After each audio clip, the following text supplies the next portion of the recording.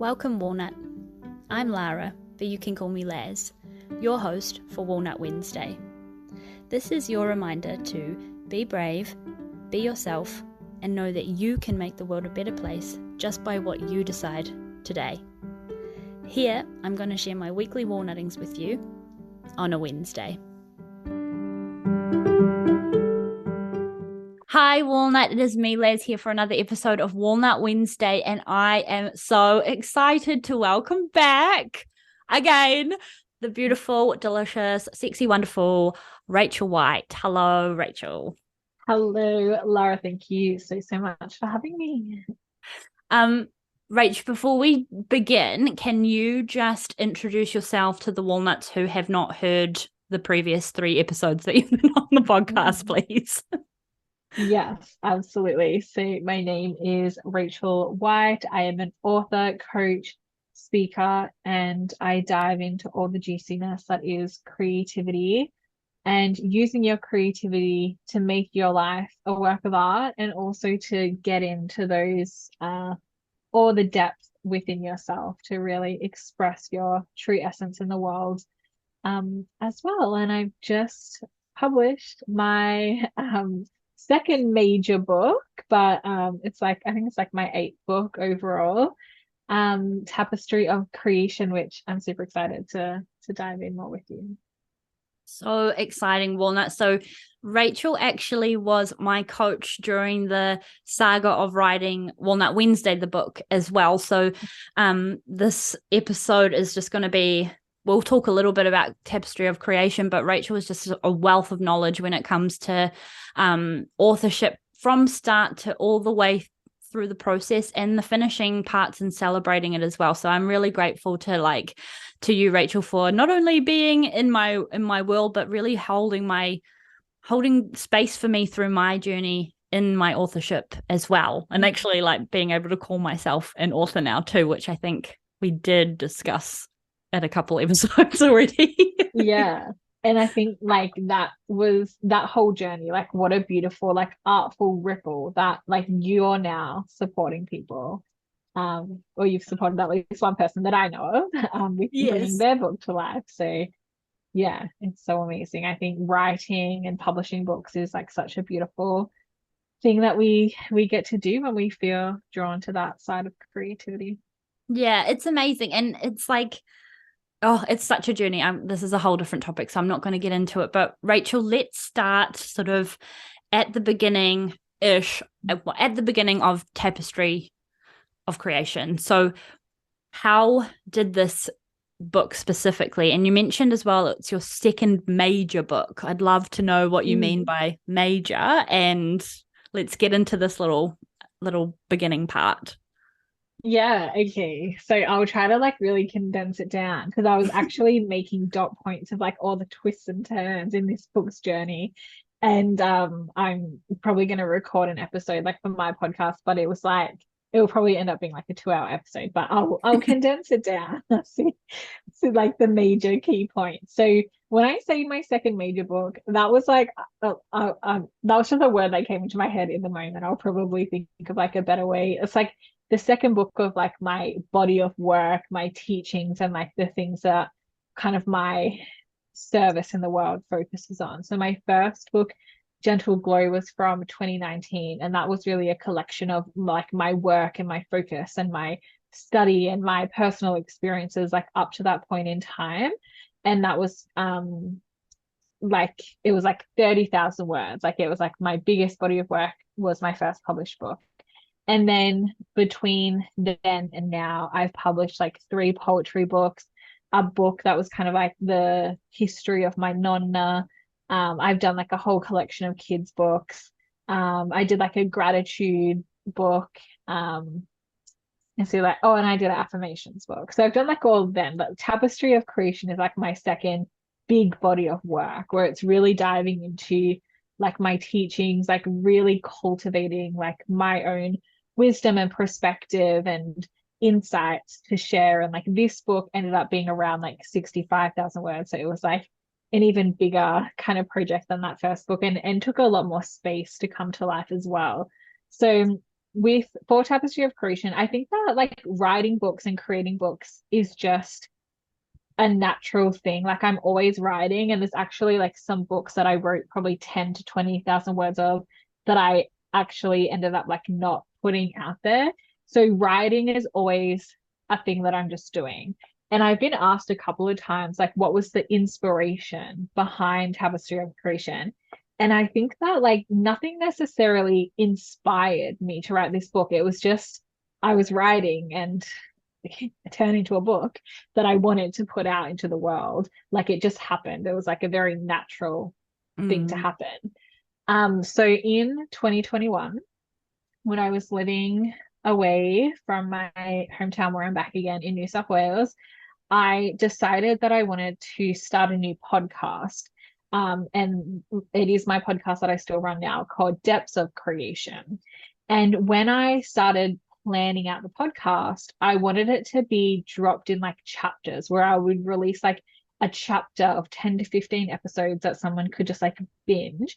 And I kind of just like downloaded the whole like template of it. Like I think it was like 8 or 9 chapters planned, like every episode in them, like the title of each episode, like dot points for it. And I looked at it and I thought, this is going to be a book as well. But I wanted to record it as a podcast because I thought, oh, doing it as a podcast will kind of give me space to just riff on things and like just talk through them. And then I can refine it later to be the book. So as soon as I started recording the podcast, I was like having those episodes transcribed and I'm like, oh, that's like gonna be the book. But then so like for like the rest of 2021, like I think I released I think 2 or 3 podcast chapters. One of them may have been early 2022. And then the I had all of that planned, but everything kind of just got put to the side because I moved back home. I had all these other things come up. So everything was kind of just like percolating and I was musing on it. And it wasn't until kind of like mid last year that I picked it back up and thought, okay, like it's time to actually write and to actually like put this in the format of the book. And I went back to those transcribed notes from the podcast and I was like, these are just shit. Like it's so much effort to go through them because I don't know if anyone's used like Word to transcribe things, but there was just so much like edit, like it doesn't pick up everything exactly. So I'm like, I scrapped all of that and I decided just to listen to the podcast and kind of transcribe myself. But as I was transcribing, I like expanded on things like in such a much deeper way. And that was only for like chapters 1 and 2. And then everything else in the book was fresh, even though themes kind of linked in to other podcast Mm. episodes I had done. So I just started writing, and then like chapter 4 of the book came from this. So I was going to like make this program, and I wrote everything for it. It was called like Red Codes, and it was like 13 drops of wisdom, like from the womb. And I wrote everything for this program. It was even going to be a live event, but then that never ended up happening. But I had all the content for it. And when I came to like chapter 4, womb wisdom in the book, I was like, I've already written this. So I just kind of copied that in. I definitely expanded on it in a lot more depth for the book, but it was like the template was there. And then chapter 5, which is about like the chakras, like the journey a creative idea takes through our body, through our chakras. I had all this writing for a masterclass I ran, like the art of living. And like a big basis for that chapter was taken from my notes for that, but again, remodeled a lot for that specific chapter. So then, yeah, I kind of like borrowed that, like wrote chapter 1 to 3 flowed really easily. And then the last 3 chapters, so like 6, 7, and 8, I knew like what the topics were and what the themes were, but I was kind of sitting with it for months and months. And I was thinking, like, I don't know it, because my goal was always to have all my writing finished by December last year. And I was even thinking, like, I don't know how I'm going to finish this. But then at the end of last year, I was in Melbourne for like the couple of weeks, or maybe like a week or two before Christmas. And then I was like traveling. If for anyone not in Australia that doesn't know the places I'm talking about, that's okay. But like Melbourne's like a 6-hour drive from where I am in Mildura. And then I was traveling to work, like my mum was in hospital, like there was a lot going on. Yeah. And it was like suddenly I somehow found this pocket of time where I wrote like the last like 12 to 15,000 words. And it was like the whole book was done by the end of December.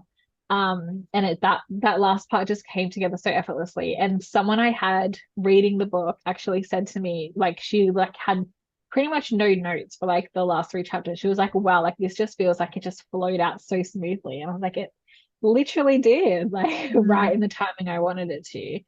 Um, so yeah, so that's a little, I know I've been talking for a little bit. So that's like a little insight into how the writing came together.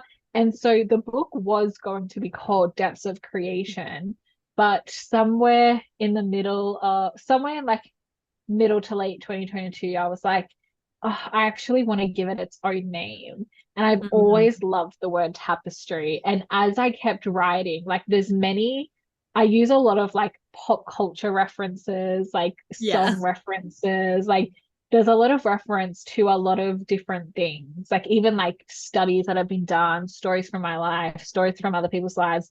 And I was like, it is such like a tapestry of like all these different things kind of coming together. So that's when I renamed it to Tapestry of Creation, which I really love. Um, so yeah, and the cover of the book is a whole other story. Like that took so long to come together. Oh my God, Rachel, sorry to interrupt, but the cover is a vibe. When you dropped that Mm. cover reveal, I nearly like pooped my pants because it was like, holy shit, this is like fucking beautiful. Honestly, Thank Walnut, like you. go and snoop Rachel's socials like right now, the cover of this book. I cannot wait to like have my copies on the way right now, Walnut, but I cannot wait to like have this in my house. Like just as an art on its own with like it's beautiful Thank anyway you as you so were. much. Yeah, so that was such a journey. I won't go into that because it was like it was just really difficult. Like usually for all my sorry, I said I won't go into it. I'll say one little thing. Usually for like so every other book I've ever created, and even all my clients that I've helped with like design and concept design for their covers, like I've always received instantly such a strong vision that it's like Mhm. I know what it looks like. Now I just need to create it. And maybe there's little tweaks here and there. But for this book, there wasn't a visual coming through. And I was like, why isn't there a visual coming through? Like, I want to have the cover done because I love having the cover done early because I Yeah. feel like it just makes it feel more real. So it was like a path of patience to like be like and trust that it's coming, it's coming, it's coming. But I did get to a point where I was like, oh, do I just reach out to some like graphic designer? And I actually did reach out to one person just to inquire about like what their Mm. process and investment and stuff was. And then it was actually literally that night after they responded with their details that I did like what the cover pretty much looks like now. And I was like, oh my God, this is it. I don't need them anymore. Yeah, I was Um, gonna say, did that just the act of being like, oh, I'm gonna go out like outsource, that might have just like triggered the download like immediately maybe. almost. Yeah. Maybe. And I think it was, yeah, like, because it was pretty much right after I did the new cover and I had Depths of Creation on. I was like, no, like, that's not right. It needs to be Tapestry. Um, so yeah, so it was probably about what month are we in? Feb, like, definitely over 18 months, like, in the making. It was but a lot of that time wasn't writing. It was like spacious breaks to percolate and um contemplate things. Yeah, and I feel that contemplativeness, what is that word? As a reader of it in the parts of it that I have already read, where even like how you already alluded to the examples and stuff, there is a really deep substance to this book. I feel that it Mm. like I immediately was like, oh my God, I know a friend who I'm going to buy this for. So I bought two copies because like it's just got this it's a whole body of being on its own already, not just someone's creation, not just like a painting on a wall. It's got this depth to it, which is kind of ironic that it was going to be called Depths of Creation, and it's, you know, got all this. It's a really, like, literally a masterpiece, Rachel. You should be so proud. I'm so excited to like have my copy. Yeah, I'm so excited for you to get your copy too. I think you've got all my books, so Yeah, really almost all of excited. them. Not bar the children's ones, I think. Yeah. I'm almost like a serial collector now for some of your books. So, Rachel, can you just speak to, I know I have a lot of walnuts in the audience who, you know, they feel in their butt that they want to write a book. And I know we've already spoken to, like, you know, people who are aspiring to be authors, but can you tell me the point of view for you being like this far down the line, like 8 books under your belt, how it feels in that moment to know that this is something that's gonna happen? Because I feel like for me it was like I kind of always just knew that I would have a book, and I have like another book that, you know, this is between us, Walnut and Rachel. I have another one up my butt somewhere. It's coming. It's in progress. There are words. But yeah, if you could just speak to a little bit of like, is there a moment where you're like, this is going to be another work of art. This is going to be another book. This is going to be another thing. Yeah, definitely. So for like all my little books, like my poetry books, affirmations book, and those kind of things, they all came together very quickly. Like weeks. My newest one, which I haven't actually released yet, or shared, but it is released. I literally wrote it and published it in 3 days. Wow. And it was on like Valentine's Day, like a couple of weeks ago. So like things like that, because I just love writing and making books, like if it feels like fun and exciting, I'm like, I'm cool. Of course I'm going to make it a book. And I think it's easy now that I know how to self-publish. It's like I can just upload it and it's there. For my books that are like, you know, the 2 major bodies of work that I talked about, my first book and this book, I think it's really about like, I think everyone has a story to share. And I think there is so much power in owning your story. And there's 2 parts to it, because there's the internal process you go through writing your story and sharing your insights.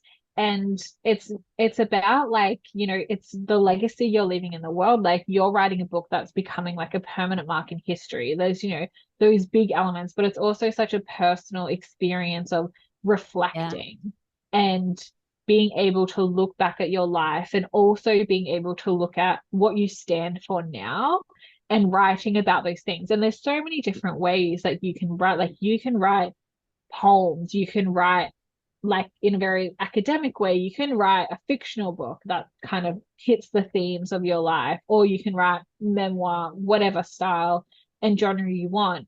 But it's about really owning your story and being the one that gets to tell your story and putting it in print, that it's like, it's important for me to own this and to tell it the way I want to.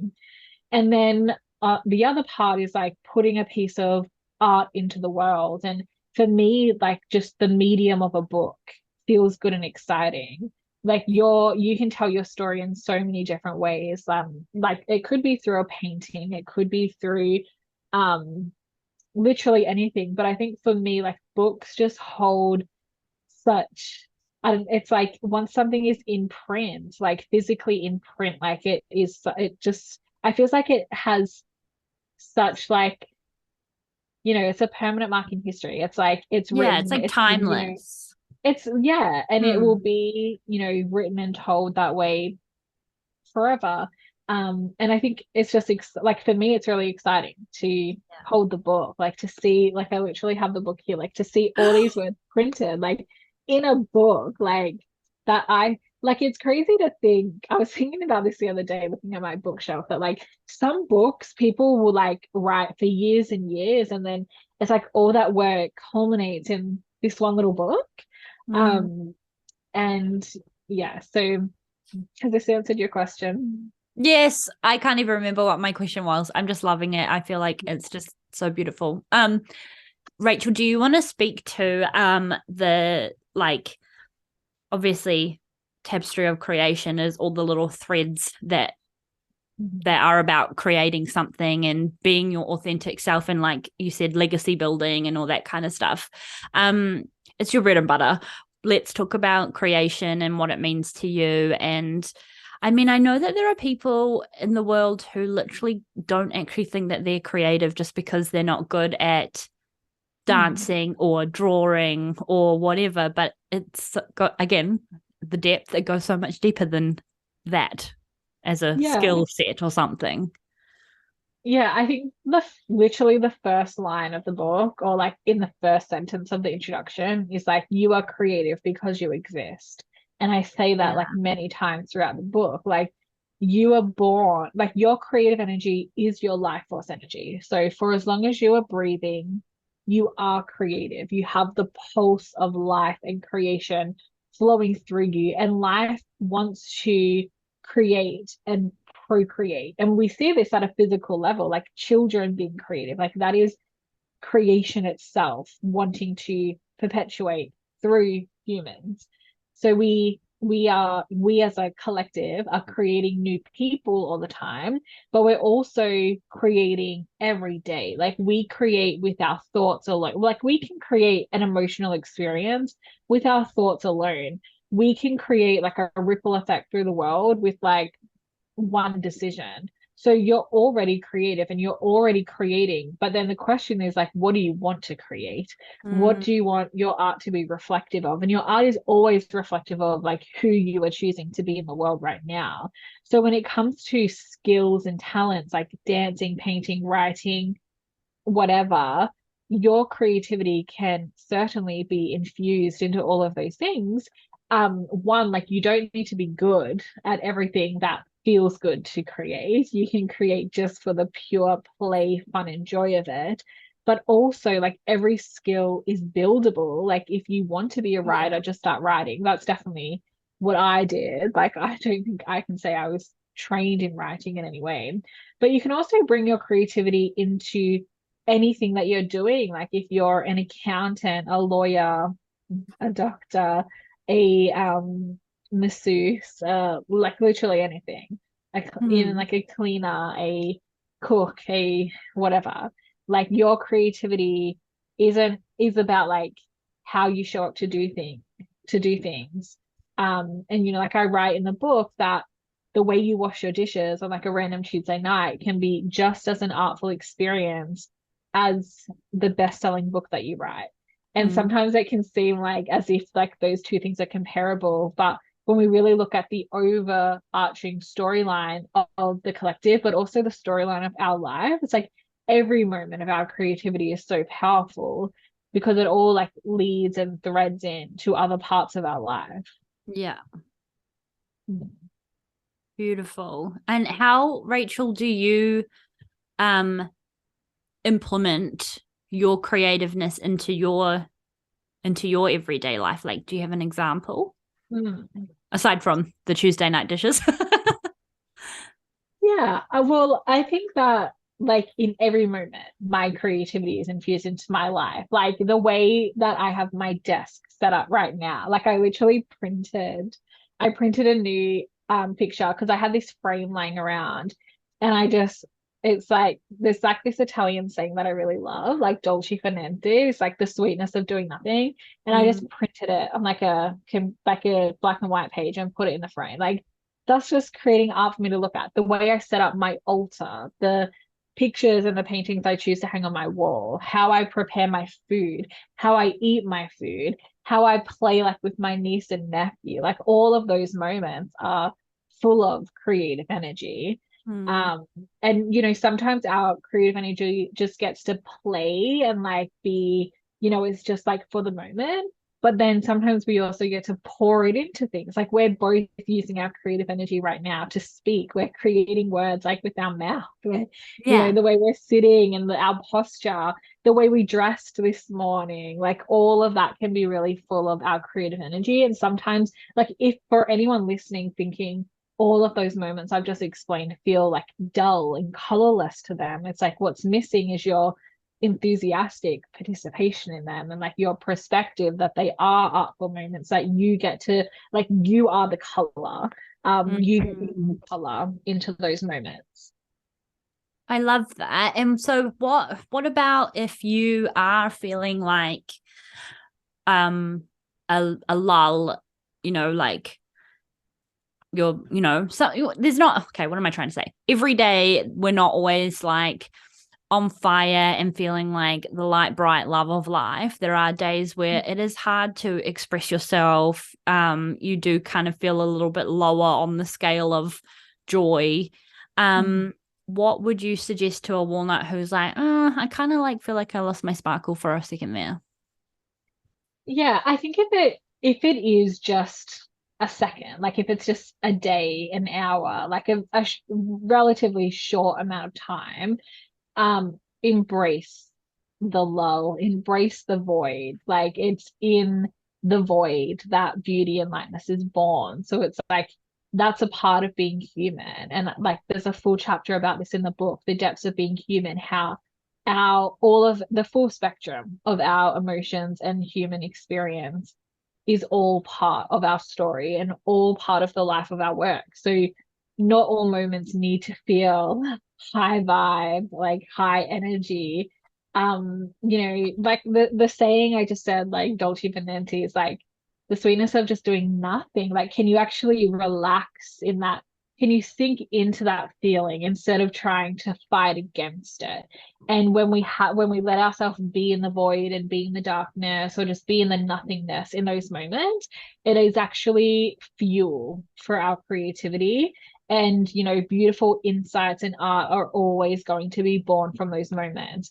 If, on the other hand, it is more a prolonged state, so it's like it's not just a day or a week, maybe it's months and months or years and years where you feel that low, like if you feel like it's the majority of your life for a long period of time, the dullness, the inertia, like it's like your creativity, your creative fire is still like burning within you, and it's like it's waiting for that opportunity to like crack through the fog of dullness and inertia. So it's like entice yourself to feel something, like get angry, get sad, get happy and excited, like whatever emotion feels closest to the surface for you, like let yourself feel it, like start feeling life again. And that helps you crack through. And there's also situations where maybe you need support. That there's a whole thing that we can talk about there. But it's like, can you let yourself feel again? And like letting the feeling of life into your body can help you kind of like feel alive in your life again now. And sometimes that takes anger. Usually anger or sadness will help crack through. But like what feels at the surface for you. I think that's a really beautiful analogy. Like I can kind of like picture it cracking through the void as well. Like I can really picture like your when you're light saying, shines through, and then yeah, life is full of color again. exactly. And even if it is a color that is like passionate, like anger, like it still is giving it a spark. It's just not the spark that we like associate happy, good positivity with, like, yeah, interesting. I love that. And I was also usually it's our mind getting in the way, like telling us what we're experiencing is bad or wrong. Like if we just let it be what it is and yeah, not didn't take ourselves too seriously, then something would naturally spring forth for us to move forward with.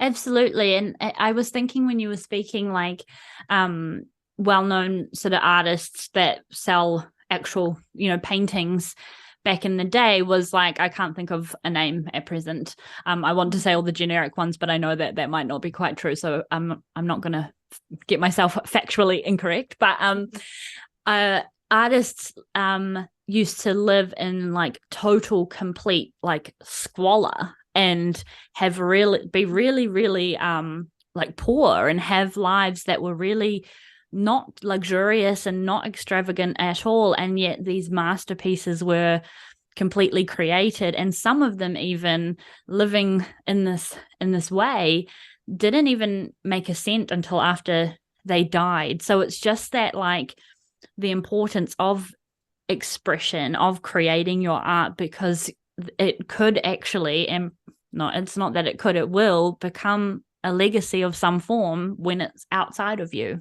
and brought to life, right? Yeah.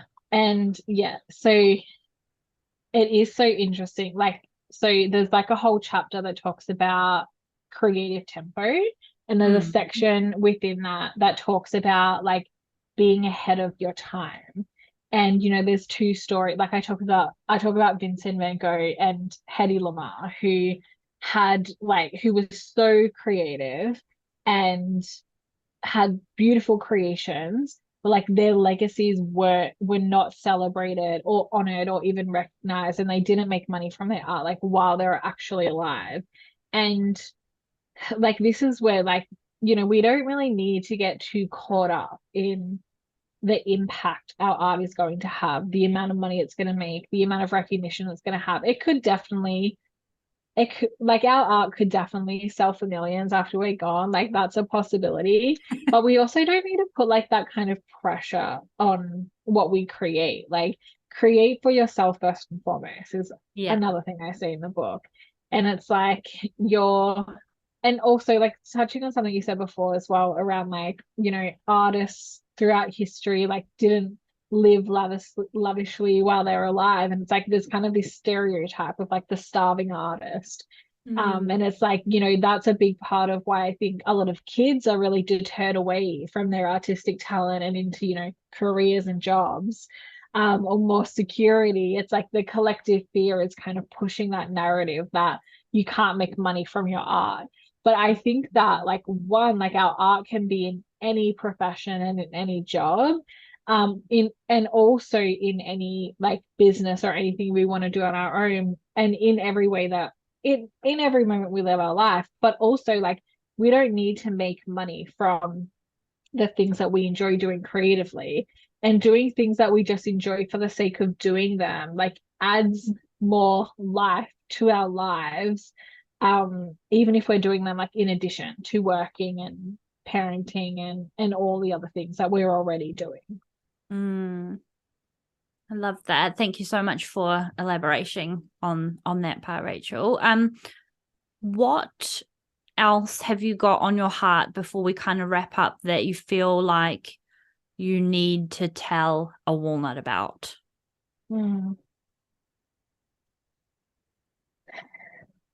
Yeah, good question.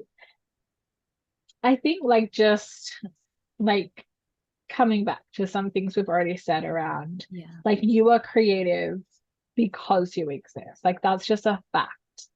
And what would happen if you just choose to believe that, even for a day, a week, a month? Like, can you let that be liberating enough to start letting yourself create in the way that you feel drawn to, and really reconnecting with that creative impulse within you, and trusting that like your creative impulse is always leading you to amazing things? And there may be fear, there may be jealousy, judgment, comparison, like all of those things interwoven in it, but can you just like pull on the thread of your creative impulse and see where it leads you, and really embrace like the entire story of your life? Like, is the story you're living right now, is the way you're living your story right now the way that you want to live your life? And if it's not, your creative impulse is what is leading you into a higher frequency script of the story that you are living.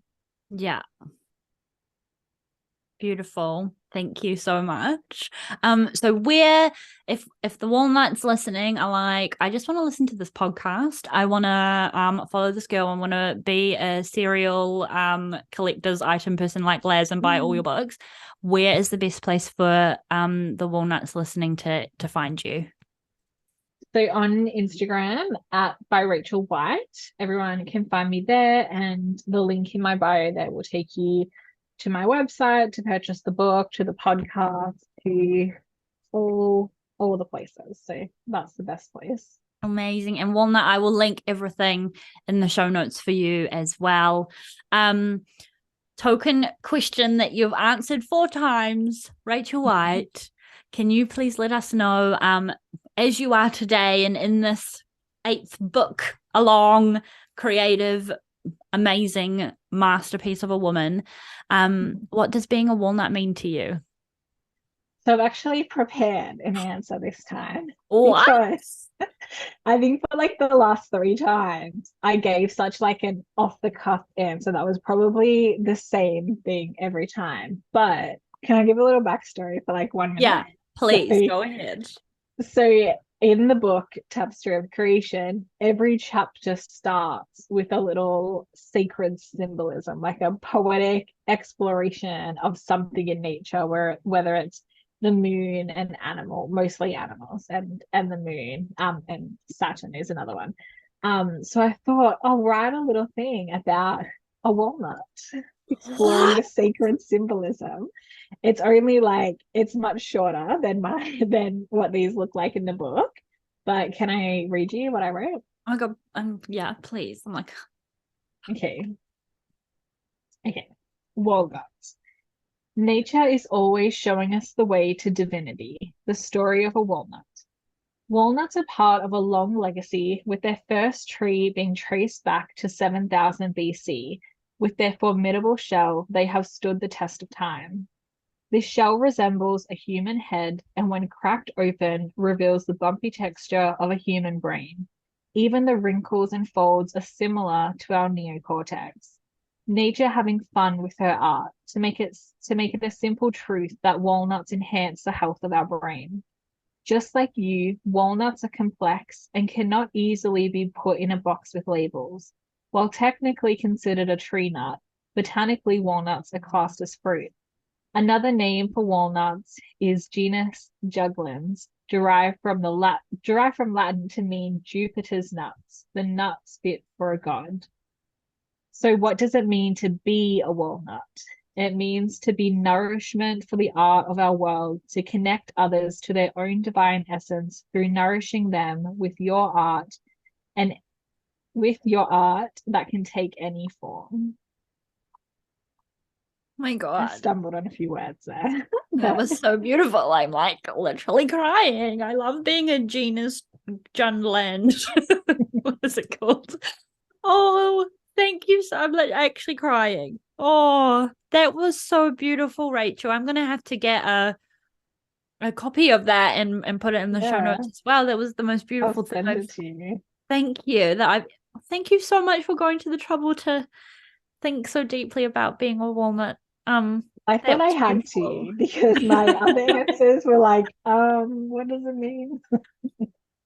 Oh, so amazing. So, Walnut, if you enjoyed this episode, please take a little screenshot and share and tag me at Walnut Wednesday and tag Rachel at by Rachel White. Let us know what you think. Obviously go check out Rachel's page and her new book. It's honestly stunning. If you're watching on the YouTubes, you will have seen like the little snip when Rachel's holding it before, but otherwise just have a little, oh God, it's gorgeous. Bloody hell. Otherwise jump on the socials and take a look because that cover is honestly outstanding. And Rachel, for the 4th time, thank you so much for your time and for being here on Walnut Wednesday, the podcast. And on a personal note, I just bloody love you and appreciate your time for just being in my life anyway. But thank you so much. Thank you so much for having me, and thank you everyone who's listening. Have a happy Walnut Wednesday, and I will talk to you next week. Bye.